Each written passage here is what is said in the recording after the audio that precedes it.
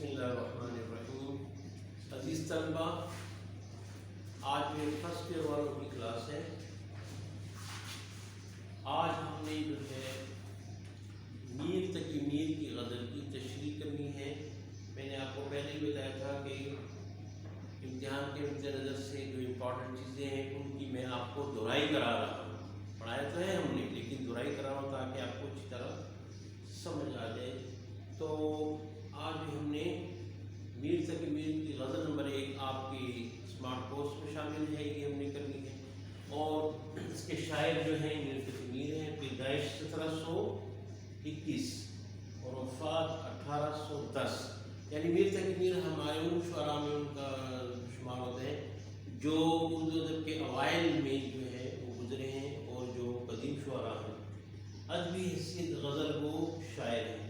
انہوں نے جو ہے شاعری کا قلم جو ہے جس موضوع کے لیے استعمال کیا وہ غزل ہے۔ تصانیف ہیں 6 دیوان ہیں، اردو کے 6 دیوان ہیں، اردو شاعری میں 6 دیوان ہیں اور ایک فارسی میں ہے دیوان میر، فارسی میں۔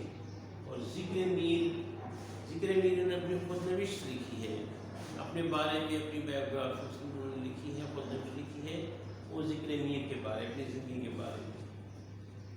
تو ان کے بارے میں ہم تو پہلے آپ کو بتا چکے ہیں کہ ان کی شاعری، فن شاعری کے لحاظ سے بات چیت ہوئی تھی اور کی گئی۔ آج جو ہے ہم جو ہے ان کی غزل کی جو ہے وہ تشریح کرتے ہیں۔ پہلا شعر ہے، مطلع ہے، فقیرانہ صدا کر چلیے، میاں خوش رہو ہم دعا کر چلے۔ تو اس میں شاعر کہتا ہے کہ اپنے محبوب سے مخاطب ہو کر کہہ رہا ہے کہ ہم، اے محبوب تیرے کوچے میں ہم ہیں، تمہاری گلی میں ہیں، تمہارا دیدار حاصل کرنے کے لیے، تجھ سے ملاقات کرنے کے لیے۔ اور میرا آنا کیسے تھا؟ ایک جو ہے فقیروں کی طرح تھا۔ فقیروں کا کیا مزاج ہوتا ہے؟ جو سائل ہوتے ہیں، فقیر ہوتے ہیں، تو وہ کہتے ہیں جو دے اس کا بھی بھلا، جو نہ دے اس کا بھی بھلا، جو تھوڑا دے اس کا بھی بھلا ہو اور جو بہت دے اس کا بھی بھلا۔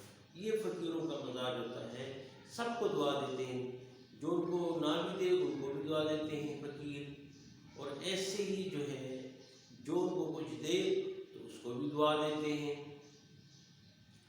تو شاعر کہتا ہے کہ اے محبوب میں تمہاری گلی میں آئے، فقیرانہ آئے صدا کر، صدا کہتے ہیں آواز کو، ہم آپ کی گلی میں آئے آپ سے محبت کی بھیک مانگنے کے لیے۔ جیسے فقیر چیزوں کی بھیک مانگتا ہے، روٹی کی، پیسے کی بھیک مانگتا ہے، میں آپ کی گلی میں آیا آپ سے محبت کی بھیک مانگنے کے لیے۔ میں نے آپ سے محبت کی بھیک مانگی ہے کہ آپ مجھ سے محبت، تیرے میری محبت کا جواب محبت سے دیں، مجھے آپ سے لگاؤ ہے، محبت ہے، اور اس کا جواب آپ محبت، تو محبت کی بھیک کی صدا لگائی میں نے جو ہے، میاں خوش رہو ہم دعا کر چلے۔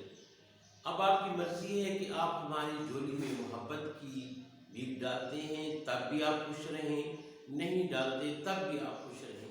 ہماری آپ کے لیے اچھی نیک خواہشات ہیں، آپ اگر ہمیں محبت کی بھیک ہم نے مانگی ہے، ہماری جھولی میں آپ محبت ڈال دیں گے تو تب بھی ہم آپ کو دعا دیں گے، اور نہیں ڈالیں گے تو تب بھی ہم آپ کو دعا دیں گے۔ تو اب آپ کی مرضی ہے۔ تو اے محبوب میں تمہاری گلی میں محبت کی بھیک مانگنے تھا، تو وہ میرا جو ہے آنا تھا وہ بالکل سائلوں والا تھا، اور میرا جو سوال تھا بالکل وہ فقیروں والا سوال تھا۔ جیسے فقیر ایسے جو ہے ان کی فقیروں کا مزاج ایسا ہوتا ہے، جو ان کو دے ان کو بھی دعا دیتے ہیں، جو نہ دے ان کو بھی دعا دیتے ہیں۔ دوسرا شعر ہے، وہ کیا چیز ہے آہ جس کے لیے ہر ایک چیز سے دل اٹھا کر چلے۔ وہ کیا چیز ہے آہ جس کے لیے ہر ایک چیز سے دل اٹھا کر چلے۔ اب اس شعر کے 2 مطلب لیے جا سکتے ہیں۔ تو یہ اس سے مراد موت ہے کہ شاعر جو ہے حیران ہو رہا ہے کہ موت بھی عجیب سی چیز یہاں پر انسان جو ہے آہ و دل کے درد سے کہہ رہا ہے کہ موت ایک ایسی چیز ہے جب انسان کا وقت پورا ہوتا ہے اس دنیا سے، وہ جا رہا ہوتا ہے، تو یک لخت اچانک سب کچھ چھوڑ کر دنیا سے چلا جاتا ہے، نہ کسی سے بات کرتا ہے، نہ کسی چیز، نہ بات چیت، نہ جو ہے کوئی نصیحت کر سکتا ہے۔ بس جب ٹائم پورا ہو گیا سب کچھ چھوڑ کر، چاہے اس کی پراپرٹی ہو، چاہے اس کی اولاد ہو، چاہے اس کے پاس سونا ہو، چاہے اس کے پاس چاندی ہو، مال ہو، ایسی جو ہے اس کے ان کی اپنی جو ہے زمینیں ہوں، فصلیں ہوں، کھیت ہوں، باغات ہوں، جو کچھ بھی ہو، ایک دم سب کچھ چھوڑ چھاڑ کے، اتنا بھی نہیں کہتا کہ ایسے اب میں جا رہا ہوں، آپ ایسے کر، نہیں، بس سب کچھ چھوڑ کر جو ہے پلٹ کر دیکھتا بھی نہیں ہے، اور آنکھیں موند لیتا ہے، آنکھیں اس کی بند ہو جاتی ہیں، اور سب کچھ یہاں پر چھوڑ کر اور خالی ہاتھ جو ہے اس دنیا سے چلا جاتا ہے۔ ہر ایک چیز سے دل اٹھا کر چلے۔ انسان جب زندہ ہوتا ہے تو اس کے دل میں کتنے جذبات ہوتے ہیں، کتنی چیزوں سے اس کا تعلق ہوتا ہے، سب کچھ کو ہر ایک چیز سے دل اٹھا کر چلے، ہر ایک چیز سے جو ہے دل سے ہر ایک چیز نکال کر، ہر ایک چیز کو یہاں پر چھوڑ کر، ہر ایک چیز کی ایسے جاتے ہیں جیسے ہر ایک چیز سے ان کا دل اچاٹ ہو گیا ہو، اور بس ناراض ہو کر چلے جا رہے ہیں، کسی چیز میں ان کا دل ہی نہ لگتا ہو تو خوشی سے جا رہے ہوں۔ موت ایک ایسی چیز کہ ہر ایک چیز سے دل اٹھا کر چلے، ہر ایک چیز سے انسان دل اٹھا کر چلا جاتا ہے، ہر ایک چیز کو دل سے نکال کر، ہر ایک چیز کو خیر بات کہہ کے یہاں دنیا سے چلا جائے اچانک۔ تو کہتے ہیں وہ کیا چیز ہے، یعنی موت بھی عجیب چیز ہے کہ سب کچھ یہاں پر چھوڑ کر اچانک جب امر ربی ہو، اور جو ہے انسان پھر کچھ نہیں کر سکتا، سب کچھ یہاں پر چھوڑ چھاڑ کے اس دنیا سے وہ کوچ کر جاتا ہے۔ تو حیرانگی کا اظہار کر رہا ہے یہ جو ہے کہ موت بھی بڑی عجیب چیز ہے، سب کچھ انسان اچانک چھوڑ کر چلا جاتا ہے۔ ایک تو یہ مطلب ہے، دوسرا مطلب اس کا یہ بھی ہو سکتا ہے عشق مجازی میں کہ وہ کیا چیز ہے، آج اس کے لیے ہر ایک چیز سے دل اٹھا کر چلے، کہ اس سے ایک مطلب یہ بھی نکالا جا سکتا ہے کہ محبت ایک ایسی چیز ہے، جب کسی کی محبت میں انسان گرفتار ہو جاتا ہے، دل میں محبت جو ہے کسی کی آ جاتی ہے، کسی کے ساتھ محبت انسان کر بیٹھتا ہے، تو اس کو بس صرف جو ہے اس کی زندگی کا مقصد صرف محبوب کو حاصل کرنا اور اس کو پا لینا ہوتا ہے۔ تو کہتے ہیں کہ محبت بھی ایک چیز ہے، جب آپ نے کسی کی محبت میں گرفتار ہوئے، کسی کے عشق میں گرفتار ہوئے، تو باقی جو دوسری چیزیں ہیں ان سب چیزوں سے انسان کا دل جو ہے وہ اچاٹ ہو جاتا ہے، دوسری چیزوں میں اس کا دل نہیں لگتا، کسی چیز سے چاہے مال ہو، اولاد ہو، دوسری چیزیں ہو، کسی چیز کے ساتھ اس کا دل نہیں لگتا، بس اس کے دل میں صرف محبوب ہوتا ہے، رات دن جو ہے اسی کا، رات دن محبوبی کی فکر، رات دن اسی کی طرف لگاؤ، اسی کے لیے دل کا جذبات سے بھرپور ہونا، جو ہے رات دن جو ہے کس طرح جو ہے محبوب مجھے مل جائے، وہ اس کو میں حاصل کر لوں، اور ہجراں کے لمحات، اور کیا کہتے ہیں جب محبوب اس کے پاس نہیں ہوتا اور ہجراں کے لمحات اس پر بڑے ناگوار گزرتے ہیں، ہر چیز سے اس کا دل اچاٹ ہو جاتا ہے۔ جیسے میر حسن نے کہا ہے، نہ کھانا نہ پینا، نہ کھانا نہ پینا، نہ کھانا نہ پینا، نہ رونا اسے، نہیں سوری، نہ کھانا نہ پینا نہ سونا اسے، محبت میں دن رات رونا اسے۔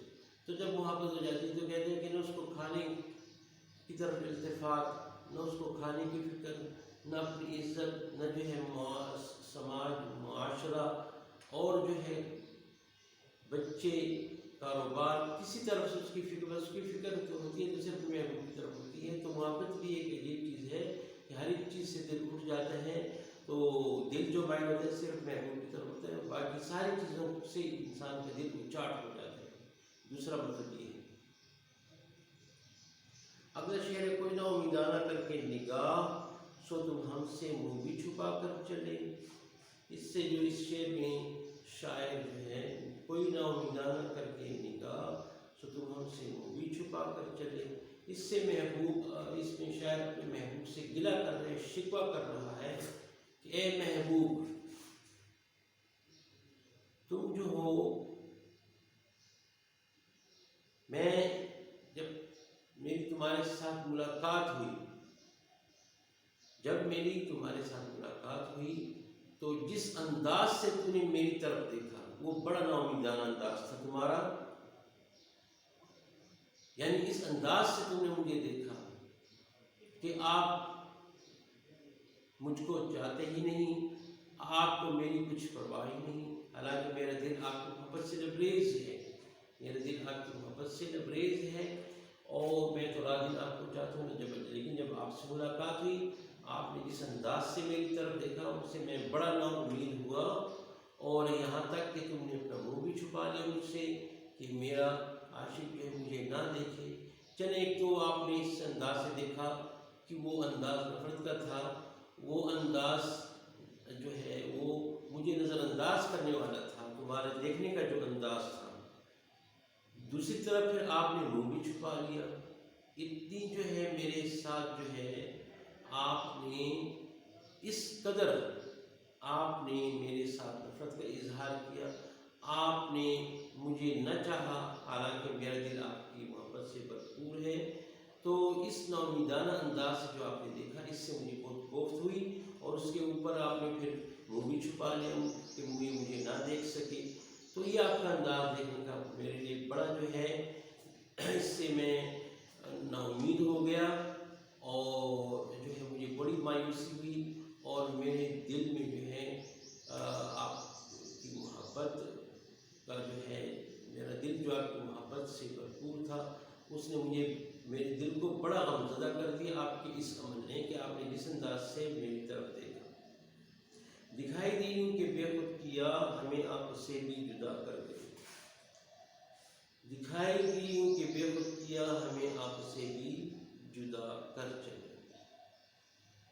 اس میں شاعر نے محبوب کے حسن کا ذکر کیا ہے، اور جب وہ محبوب سے ملا، پہلی بار جب محبوب کو دیکھا تو اس کا شاعر پر کیا اثر ہوا، اس کو بیان کرتا ہے کہ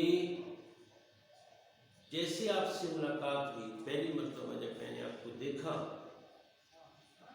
تو آپ کے حسن نے ہمیں بے خود کر دیا، آپ اتنے حسین ہیں، اتنے حسین ہیں کہ آپ سے ملاقات کرتے ہی، آپ پر نگاہ پڑتے ہی ہم بے خود ہو گئے، ہمارے ہوش و حواس اڑ گئے۔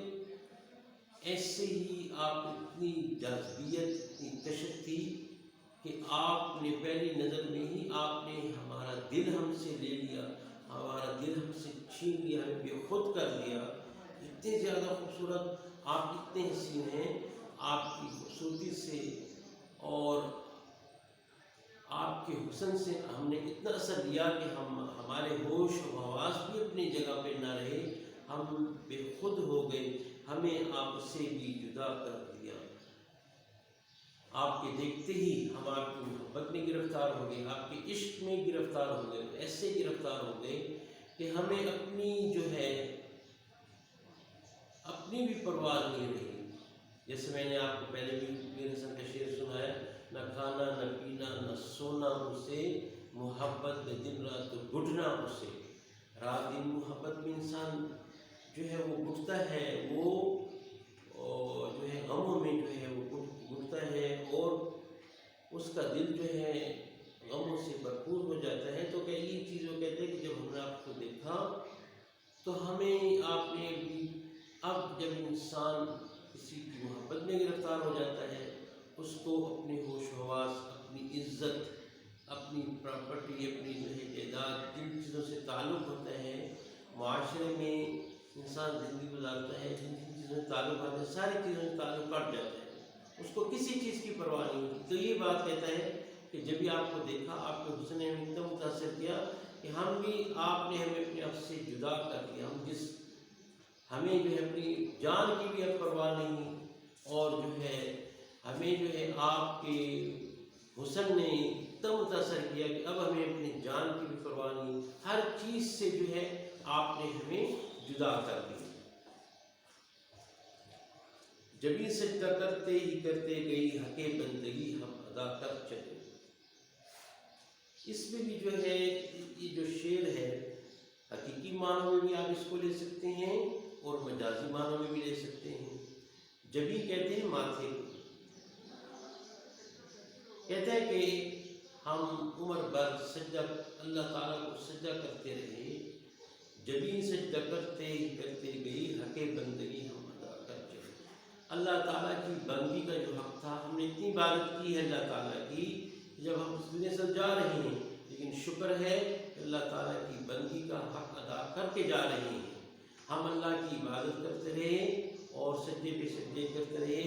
شاید یہ بتانا چاہتا ہے کہ میں نے اللہ کی عبادت بھی بہت کی ہے، اب دنیا سے جا رہا ہوں تو میں مطمئن ہوں کہ جو اللہ کی بندگی کا حق تھا وہ ادا کر چکے ہیں.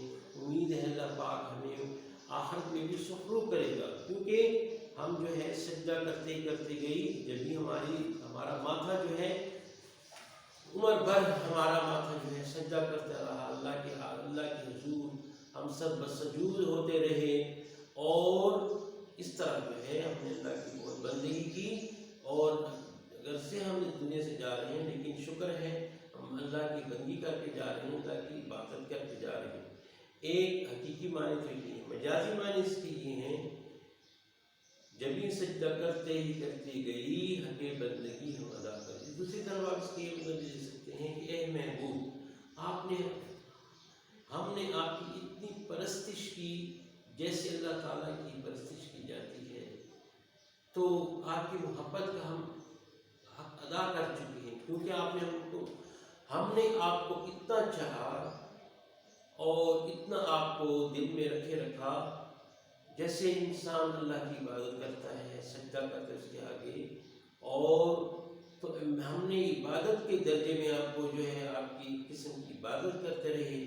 آپ کا جو حق تھا ہم پر، آپ کی محبت ہمارے دل میں تھی، تو آپ کی محبت کا جواب محبت سے، آپ کی محبت کو جو ہے جو حق تھا آپ کی محبت کا جواب ادب سے دینا اور جو ہے مثبت انداز سے دینا، وہ ہم نے حق ادا کر دیا. ہم تو جا رہے دنیا سے، لیکن یہ محبوب یاد رکھنا کہ ہم نے آپ کی بندگی کا حق ادا کر دیا. عمر بھر ہم آپ کو چاہتے رہے، اس درجہ آپ کو چاہا جیسے کوئی کسی کی عبادت کرتا ہو.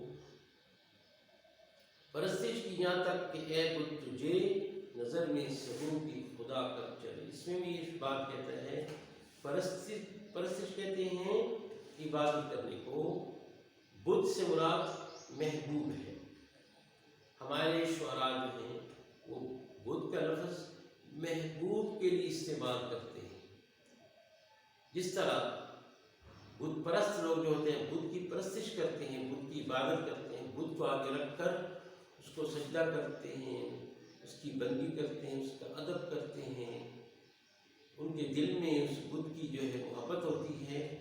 تو اے محبوب، ہم نے آپ کو اتنا چاہا، آپ کی محبت سے ہمارا دل اس قدر لبریز تھا کہ ہم عمر بھر جو ہے آپ کو اتنا چاہا اور آپ کو اتنا مانا، اور آپ کی جیسے کوئی بت پرست اپنے بت کی پرستش کرتا ہو، اور سب کی نظروں میں اے محبوب آپ کو اتنا چاہا کہ سب کی نظروں میں ہم آپ کو خدا بنا کر چلے گئے. یعنی مطلب یہ ہے کہ سب کہتے ہیں کہ میر تقی میر جو ہے اپنے محبوب کو اتنا چاہتا ہے جیسا کوئی خدا سے ڈرتا ہو، خدا کو چاہتا ہو، اس کی عبادت کرتا ہو. اس نے اپنے محبوب سے خدا بنا لیا ہے. اتنی عبادت، اتنی بندگی تو خدا کی کرنی چاہیے. اب وہ بتا رہے ہیں محبوب کو کہ دیکھو میری محبت کو جو ہے ایسے نہ سمجھنا، میں نے اس قدر آپ کو چاہا، اس قدر میری آپ سے محبت تھی جیسے کوئی کسی کی عبادت کرتا ہو، اور جس انداز سے عبادت کرتا ہے جس انداز سے اس کو چاہتا ہے تو ایسے ہی جیسے خدا کی انسان عبادت کرتا تو اس انداز سے میں نے آپ کی جو ہے وہ پرستش کی. مطلب یہ ہے کہ میں نے آپ کو انتہائی اتنا چاہا کہ سب کی نظروں میں آپ کو خدا بنا کر دی. لوگ کہتے ہیں کہ میر تقی میر نے اپنے محبوب سے خدا بنا لیا، اس کو اتنا چاہتا ہے. تو اے محبوب یاد رکھنا، میں نے جو ہے میری محبت جو تھی اور میں نے آپ کے ساتھ جو محبت کی ہے وہ جو ہے اس درجے میں کی ہے کہ میں نے آپ کو اپنا خدا بنا دیا تھا. کہیں کہ یہ مقطع ہے، آخر شعر ہے، آپ کو پتہ ہے آخر شعر کو مقطع کہتے ہیں. اس میں شاعر جو ہے اپنا تخلص استعمال کرتے ہیں. ان کا میر تقی نام تھا اور پھر میر ان کا تخلص تھا. تو کہیں کیا جو پوچھے کوئی ہم سے میر، جہاں میں تم آئے تھے کیا کر چلے. اس میں بھی جو ہے اس نے اپنی ذات کی نفی بیان کی ہے. اپنے آپ سے مخاطب ہوتا ہے کہ تم کس لیے آئے تھے اس دنیا میں، تمہارے آنے کا مقصد کیا تھا. اپنے آپ سے مخاطب ہو کر کہہ رہا ہے تمہارا مقصد کیا تھا. تمہارا مقصد تو اللہ کی بندگی تھا. وما خلقت الجن والانس الا لیعبدون. تمہارا مقصد تو اللہ کی بندگی تھا، اللہ کی پرستش کرنا تھا، اللہ کو راضی کرنا تھا. لیکن اس مقصد کے لیے تم آئے تھے. لیکن اب تم نے زندگی کیسی گزاری، کس ڈگر پہ آپ نے زندگی گزاری اے میر، اور کرنا کیا تھا اور تم کیا کر چلے گئے. مطلب یہ ہے کہ دنیا میں آنے کا مقصد اللہ تعالیٰ کو پہچاننا ہے، اللہ تعالیٰ کا عرفان حاصل کرنا ہے، اللہ تعالیٰ کے ساتھ تعلق پیدا کرنا ہے، اس کو راضی کر کے اس دنیا سے جانا. یہ انسان کی زندگی کا مقصد ہے. آیا تو میں اس لیے، لیکن افسوس صد افسوس کہ وہ میں مقصد جو ہے اپنے مقصد کو پورا نہ کر سکا، اپنا مقصد حاصل نہ کر سکا. اپنا نصب العین جو میرا اللہ کی پہچان تھی، اللہ کی بندگی تھی، وہ میں نہ کر سکا. میں جو ہے لہو العالمین مشغول رہا اور محبوب کو چاہتا رہا. عمر بھر میں نے جو ہے محبت کی ہے. محبت میں نے اپنی جو ہے لمحات کو ضائع کیا، اپنی زندگی کو ضائع کر دیا ہے. تو افسوس آیا کس لیے تھا اور کر کے میں کیا چلے گیا. اس شعر میں شاعر نے اپنی گزشتہ زندگی پر افسوس کا اظہار کیا ہے کہ میں آیا کس لیے تھا، مجھے کرنا کیا چاہیے تھا اور کیا کر کے میں اس دنیا سے جا رہا ہوں. تو اس میں اس نے جو ہے اپنی زندگی پر افسوس کا اظہار کیا ہے. تو ہمیں یہ بتانا چاہتے ہیں کہ دیکھیں ہمیں اپنے مقصد پر آنا چاہیے. نہیں کہ آپ لوگ بھی میری طرح جو ہے عمر ایسی گزار کر چلے جائیں. نہیں، یہ زندگی کا ایک مقصد ہے، وہ اللہ کی بندگی ہے، اللہ کی پہچان ہے. وہ حاصل کرنا بہت زیادہ ضروری ہے. اب میر تک میر جب اس دنیا سے جا رہے ہیں تو اس چیز کا افسوس کر رہے ہیں، افسوس کا اظہار کر رہے ہیں کہ کاش میں آخرت کے لیے کچھ کر جاتا، اللہ کو راضی کر جاتا. لیکن جیسے وہ غالب کہتے ہیں عمر تو کٹی عشق کے بتا میں، آخر عمر میں کیا مسلمان، کیا خاک مسلمان ہوگی. عمر تو کٹی عشق کے بتا میں، آخر عمر میں کیا خاک مسلمان ہوگی. تو غالب یہ کہتے ہیں کہ میری ساری عمر جو ہے وہ محبوب کے عشق میں گزر گئی. ہم نے عشق اور معاشقے کیے لوگوں کے ساتھ، بہت لوگوں کے ساتھ معاشقے کیے، محبت کی، اور جو ہے محبوب کی جو ہے محبت میں ہم گرفتار ہیں، اس کی محبت میں گرفتار رہے. تو اب آخر عمر ہے، ہم جو ہے اس دنیا کو چھوڑ کر جانے والے ہیں، آخر عمر ہے. تو اب ہم مسلمان بھی ہو جائیں، اس کا کیا فائدہ. ساری عمر تو ہم نے اس کے مطابق کٹی. لیکن ایسی بات نہیں ہے. شاعر کا خیال ہے کہ اگر انسان آخر عمر میں بھی توبہ کر لے، نزا کی حالت تک انسان کے لیے توبہ کے دروازے کھلے رہتے ہیں. جب اس پر سکرات الموت طاری ہو جاتے ہیں، موت کے آثار اس پر آ جاتے ہیں، جب یہ مرنے والے اس وقت تک جو ہے توبہ کے دروازے کھلے ہوتے ہیں. انسان کسی وقت بھی توبہ کر لے. اللہ کی ذات بڑی رحیم ہے، کریم ہے، رحمان ہے، غفار ہے، معاف کرنے والی ہے، ایسی بات نہیں ہے. لیکن شاعر کا خیال ہے کہ اب جو ہے ساری عمر میں نے جو ہے عشق کے مطابق کٹی، آخر میں کیا مسلمان ہوں، وہ اس کا افسوس کر رہے ہیں. تو یہ چیز جو ہے میر تقی میر نے بھی اس چیز کو شعر میں بیان کیا ہے کہ کیا کہیں کیا جو پوچھے کوئی ہم سے میر، جہاں میں تم آئے تھے کیا کر چلے. اس میں جو مشکل الفاظ ہے، کوئی خاص تو نہیں ہے، جو ایک دو چار میں لکھ دیتا ہوں. صدا کا مطلب آواز.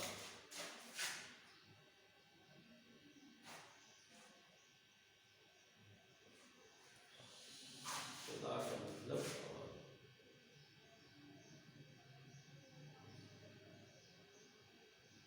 نگاہ نظر دیکھ.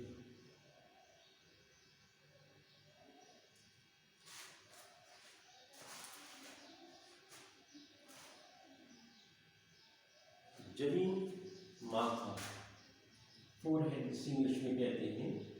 جبین کا مطلب ماتھا.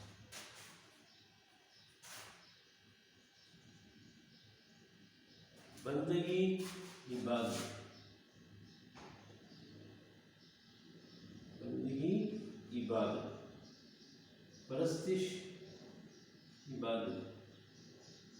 پرستش کا مطلب بھی عبادت.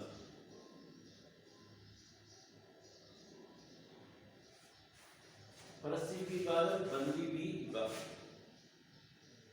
سب یہ قرآن اردو ہے. سبھی سبو, یہ لفظ سبو جو ہے سب کے لیے استعمال ہے. سب آل سب کے لیے. قرآن اردو میں سبو کہتے تھے اور کبھی کو کبو کہتے تھے. ادھر کو ایدر کہتے تھے, ادھر کو اودر کہتے تھے. یہ قرآن اردو ہے. تو یہ مشکل الفاظ میں نے لکھی ہے. اسی کے ساتھ یہ غزل ختم ہو گئی. تو جو ہے یہ بھی آپ کے امتحان سے ایک امپورٹنٹ غزل ہے جو میں نے آپ کو کرا دی ہے. نیکسٹ